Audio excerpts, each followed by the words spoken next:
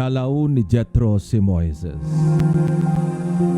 Exodus 18, 1 to 27. Nabalitaan ni Jetro, biyanan ni Moises at pare sa Midian, ang mga ginawa ni Yahweh para kay Moises at sa mga Israelita, kung paanong inilabas niya ang mga ito sa lupain ng Ehipto. Si Jetro ang nag-aruga kay Zipporah nang ito'y pauwiin ni Moises sa Midian, kasama ang dalawa nilang anak. Gersom ang pangalan ng una, sapagkat ang sabi ni Moises nang ito'y isilang, "Ako'y dayuhan sa lupain ito." Ang pangalawa na may Eliezer, sapagkat ang sabi niya, "Tinutulungan ako ng Diyos ng aking mga ninuno. Iniligtas niya ako sa tabak ng Faraon." Isinama ni Jetro ang asawa ni Moises at ang dalawang anak nito at pumunta sa pinagkakampuhan ni na Moises sa ilang, sa tabi ng bundok ng Diyos. Pagdating doon, ipinasabi niya kay Moises, "Darating ako riyan, kasama ang iyong asawa at dalawang anak." Kaya't sinalubong sila ni Moises. Nagbigay galang siya sa biyanan, niyakap ito, at isinama sa kanyang tolda. Doon sila nagkumustahan at masayang nagbalitaan. Isinalaysay ni Moises ang lahat ng ginawa ni Yahweh sa Faraon at sa mga Ehipsyo, at kung papaano iniligtas ni Yahweh ang mga Israelita. Isinalaysay niya rin ang mga hirap na inabot nila sa paglalakbay at kung paano sila tinulungan ni Yahweh. Natuwa si Jetro sa kabutihang ginawa sa kanila ni Yahweh at sa pagliligtas nito sa kanila sa mga Ehipsyo. Sinabi niya, "Purihin si Yahweh na nagligtas sa inyo mula sa kamay ng Faraon at mga Ehipsyo. Purihin si Yahweh na nagpalaya sa mga Israelita mula sa pagkakaalipin sa Ehipto. Napatunayan ko ngayon na siya ay higit sa ibang mga Diyos dahil sa ginawa niya sa mga Ehipsyo na umapi sa mga Israelita." At si Jetro ay nagdala ng handog na susunugin at iba pang handog para sa Diyos. Dumating naman si Aaron at ang mga pinuno ng Israel at kumain sila, kasalo ng biyanan ni Moises.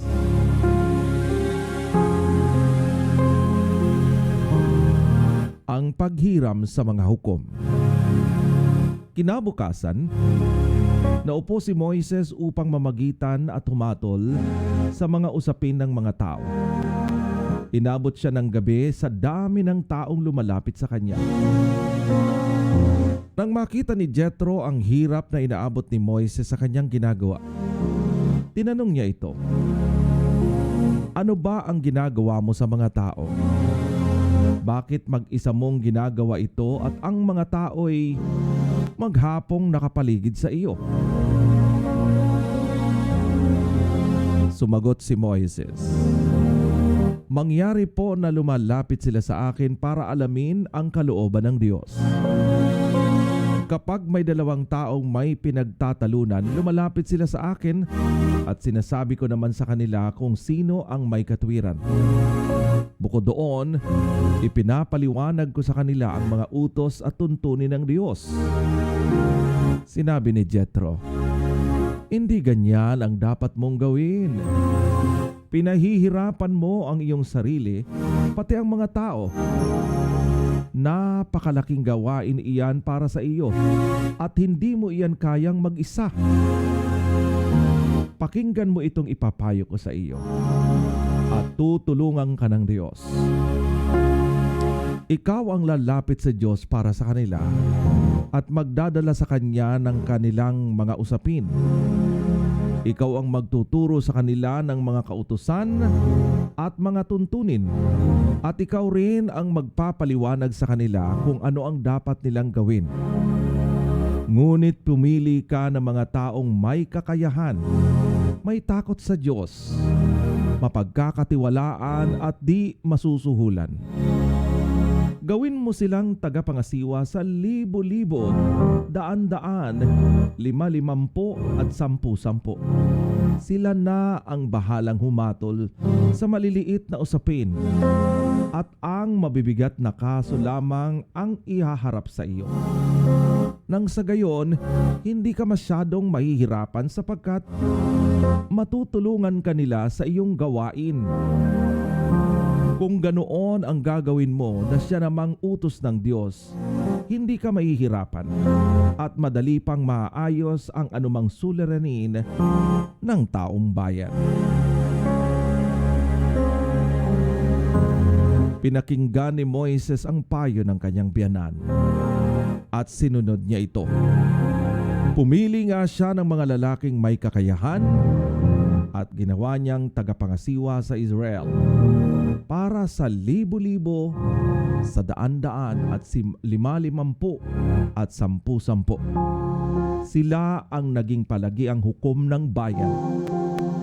Ang malalaking usapin na lamang ang dinadala nila kay Moises at sila na ang lumulutas sa maliliit na kaso. Pagkatapos nito ay nagpaalam na si Jetro kay Moises at umuwi sa sarili nilang bayan.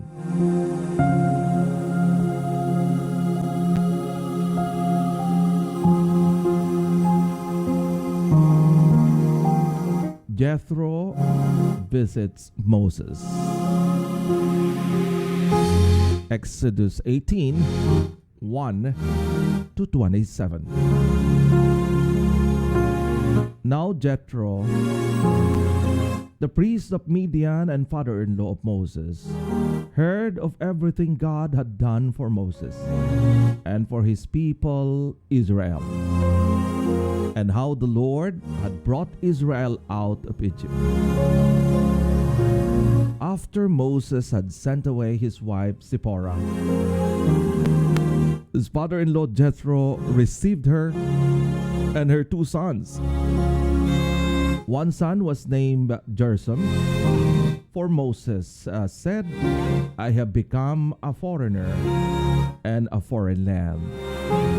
And the other was named Eliezer, for he said, my father's God was my helper. He saved me from the sword of Pharaoh.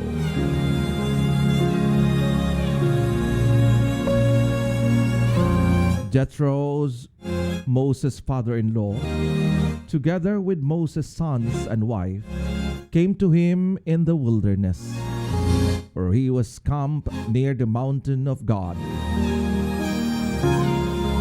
Jetro had sent word to him, I, your father-in-law Jetro, am coming to you with your wife and her 2 sons. So Moses went out to meet his father-in-law and bowed down and kissed him. They greeted each other and then went into the tent. Moses told his father-in-law about everything in the Lord had done to Pharaoh and Egyptians for Israel's sake, and about all the hardships they had met along the way and how the Lord had saved them.